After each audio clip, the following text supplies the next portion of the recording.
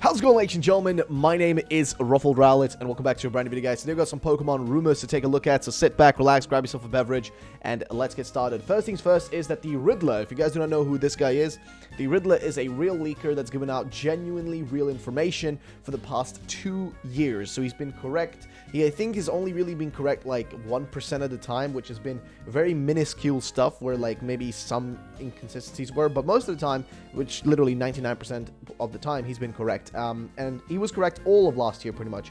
But here's what he's basically saying though, which is new things. Okay, he posted already, like in our last video we talked about this, he already posted about this stuff, like, you know, with a Teddy Urza, and we're speculating it's going to be, you know, getting a bug typing, and it's going to have like maybe a honey pot or something on it or whatever. We've been talking about that, but the most newest thing is these posts. First of all, it's a picture of well, a bunch of different characters and Pokemon that then have the face of Melly on them, from Legends Arceus. I think I could be wrong. I think that's where this is from, the face.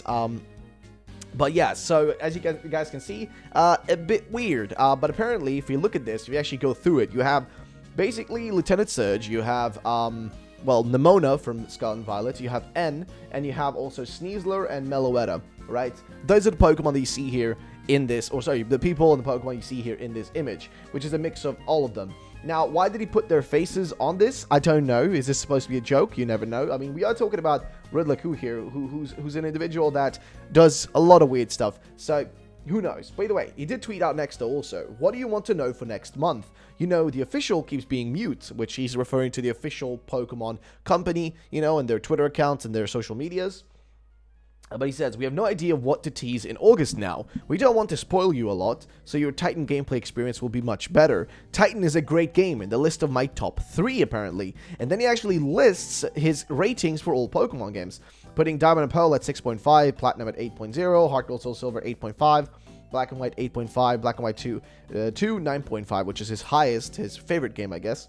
X and Y 7.5, Oras 8.0, Sun and Moon 8, Ultra Sun and Moon also 8, Let's Go Beach and Eevee 7.5, which is a bit of a high rating, I would say, for that game. Way too high of a rating. And he also says, well, people ask me about ratings and my personal Gen 8 takes, and he says Sword and Shield plus DLC 8.0, then BDSP 5.5, down, that's really low, and PLA 7.5, which I think is pretty low. I think that should be higher than Sword and Shield of all things. But either way, he says, by the way, I don't like single-player games. Social features are essential for Pokemon series, though some prefer PLA. It's just okay for me among the ones I've played in the least time. Well, I'm going to be honest, I disagree with that personally. I don't feel like, you know, online stuff is always necessary, especially for games like Pokemon, where, you know, I feel like this, you know, just the adventure of the game can be more than enough if it's done well. However, multiplayer, I think, should be included as well, always with Pokemon games, you know, but it's not like, you know, the end of the world if it isn't there. But I think Legends, you know, kind of suffered because of the lack of multiplayer battles, I guess, is kind of what it suffered from because, well, you know, you can't really battle your friends and whatnot.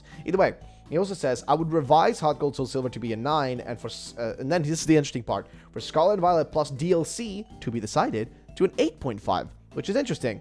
And then he says about the amount of brand new Pokemon. I mean, the Pokemon who occupied the national dex number, seeing the rumor of 137 or something related to that, I mean, where have you heard this BS from? Gen 135 is also BS. Basically, the number of new Pokemon he's saying is false, that we're not going to be getting that amount, which is fair enough, I guess. But again, we're going to be going into now the breakdown here that we've seen from Soul Silver Art, our fellow friend and also leak analyst, who broke down a bunch of this information. And here's what he basically says. Been saying it for months. At first, I thought the Uncle info was real, which he's referring to this like Uncle leak thingy, but it isn't actually a leak, just a mix of leaks from real leakers with fake information.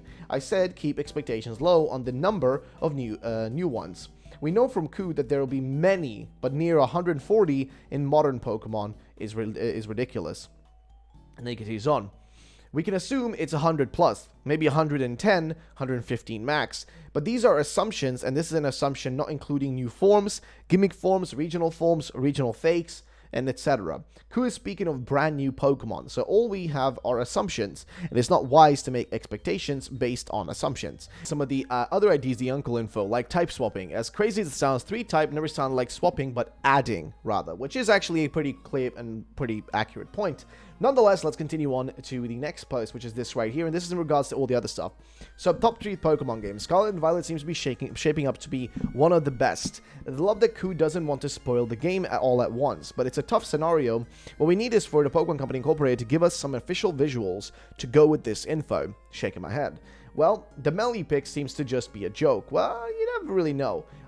This is kind of interesting. By the way, wouldn't count it out completely, but it's most likely just a bit of fun. Now, most of what Ku shared were his opinions, but I actually feel very similarly about everything he said. I love that we are going to back to a multiplayer aspect, and where he rates Scarlet and Violet has got me so excited.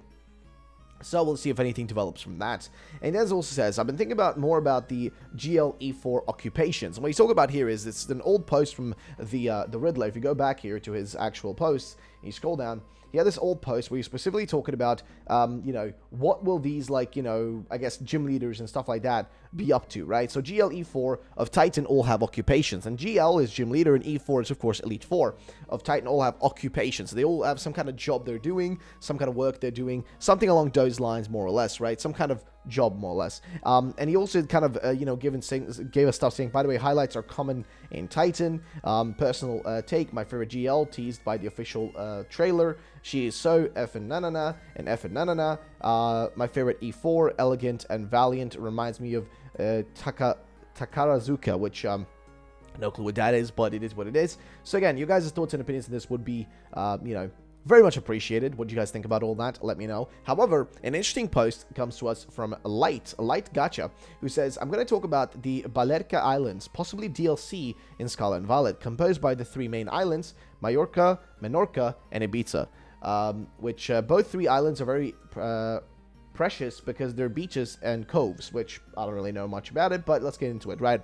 The Mallorcans have a special appreciation for geckos and their usefulness. Because of a gecko in the house is supposed to bring you luck in life. See, the funny thing is, even in Bosnia, we non-stop have geckos in the house. They always pop in, you have to yoink them and throw them out, or they just disappear on their own after a while, but they do freak me out every time. Either way, he says, though, because a gecko in the house is supposed to bring you luck, they are therefore a kind of animal symbol of Majorca, and can be found on all kinds of souvenirs, such as mugs, decorative items, etc.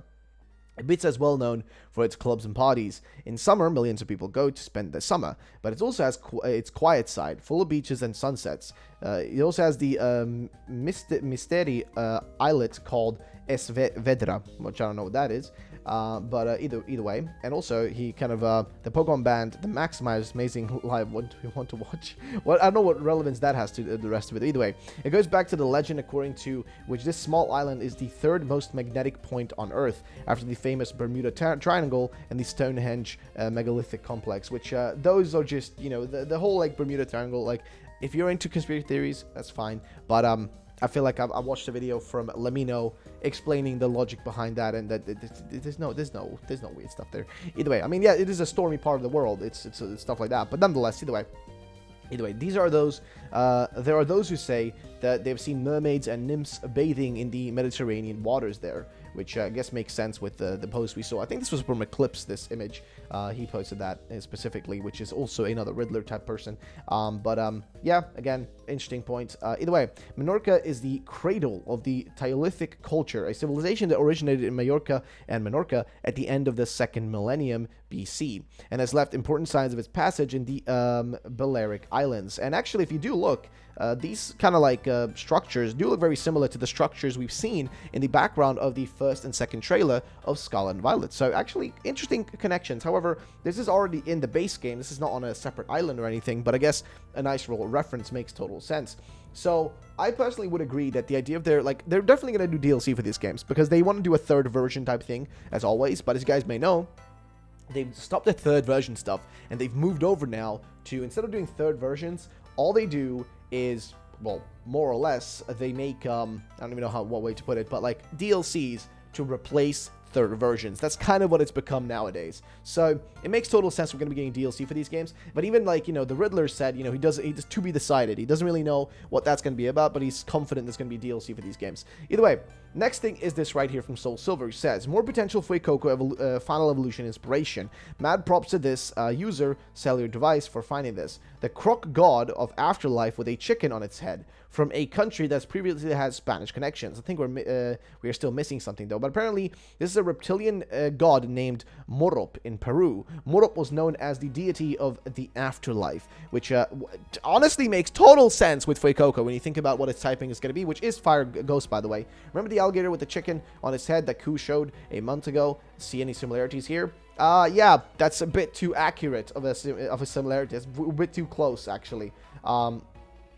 Like, yeah, I don't know, man. That's crazy. That's so crazy, dude. It's like such an interesting connection, though. But what do you guys think about this? Your thoughts and opinions would be appreciated. Let's move on to the next one, which is this right here. Now, yes, if you've seen this image, it is fake. I mean, let's just not, like, you know, even if we ignore the casual plus sign that's in the middle of it, the red plus or the red, like, you know, cross in there. Even if we ignore that, you know, it just isn't real. This image is not real. It's definitely fake.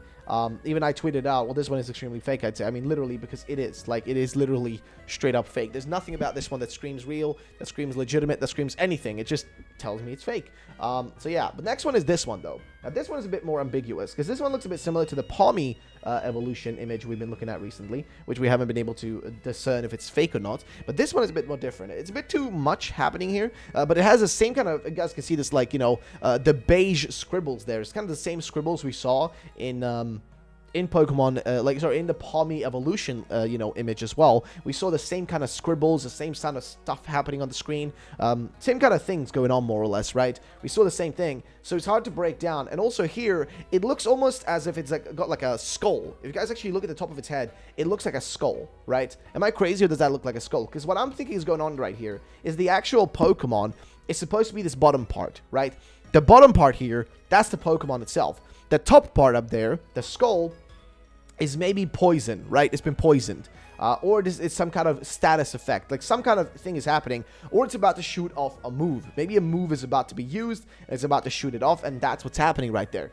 That's the way I'm looking at this. Maybe I'm wrong, maybe I'm crazy, maybe I'm insane. I don't really know. But I want you to just get to know what you guys think about this. Because seriously, I don't really know where else to go with this. It's a lot of possibilities, but also it's very, you know, ambiguous in terms of what it is. It can really be genuinely anything. So you guys' thoughts and opinions, we appreciate this, because I will usually always argue that these are fake, but there's always that slim chance. And this one is I'm going to be honest, even compared to the Palmy Evolution, this is one of the hardest ones for me to say yes or no on. It's genuinely one of the hardest ones for me to say this is fake, this is real, this is that. I don't know. This one is really difficult. And here we actually had Delta Uminotami, who actually said, positive perspective. The leaked images he dug up are posted along with the skulls. If you look right here, this is an old, like, kind of like, I don't really know what to call it, post over on Tieba Baidu, which is a Chinese, like, Reddit version type thing. And here, if you see, like, it says ghost, grass, bug, and then, you know, like, kind of like a robot at the end there, which matches up with the kind of posts of these specific Pokemon, that being Raichu, Tyranitar, and Bisharp, which were posted specifically by a person over on Tieba Baidu, which is usually where these guys, these Riddlers, right, these uncles, as they're sometimes called, this is where they usually go. They go over to Tieba Baidu, which is the Chinese form. They go there, they post leaks, they post little riddles, they post stuff like that, and then they just leave, right? And in this case, they had like this image right here with different Pokemon, and as it's been broken down right now, the first one could be Ghost, then Grass, then Bug, and then whatever the last one is, which matches up perfectly also with the Pokemon we're seeing down here, with their typings changing. So for example, Tyranitar becoming Bug, Raichu becoming, I guess I don't know, Steel type connection, something like that. But also what you see right here, it says Puppy and Honey. That's specifically referring to the Riddler Ku, and what he said, which is that I think in particular he had a picture of Sudowoodo, and then it included a poll, and in that poll you had different typings like rock, but also included the word any and the word puppy, right? And then you had the same thing, but for a different poll, but for a specific other Pokemon, that being, I think, a Teddy Urza. And then the typing there that was different was bug typing, as well as normal typing was in there. It's regular type and plus this new type, and the word any and the word honey was included as well.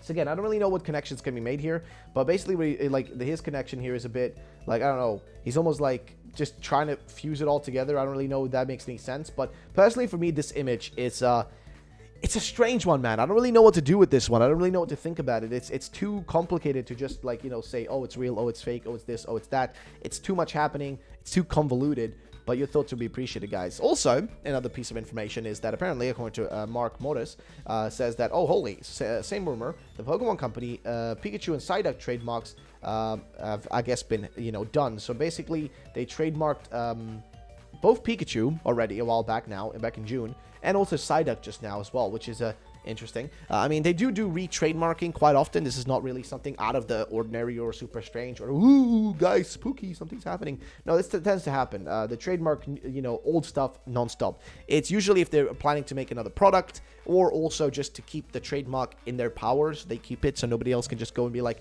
all right, well, guess what? I'm going to take Pikachu for myself. That's mine. Yoink. That's the reason. That's the way it kind of functions, so to say, in case you're wondering. But that's what I'm going to say about that one.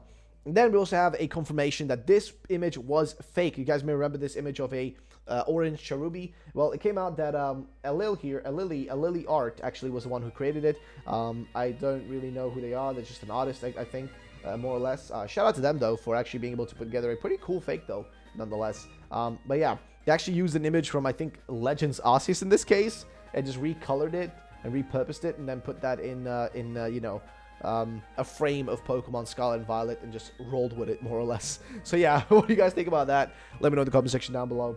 But that's pretty cool, actually. It's pretty cool. It's pretty neat. So we at least now know that's confirmed fake. And then we have two last things to talk about. So first one we're going to talk about is specifically this one right here.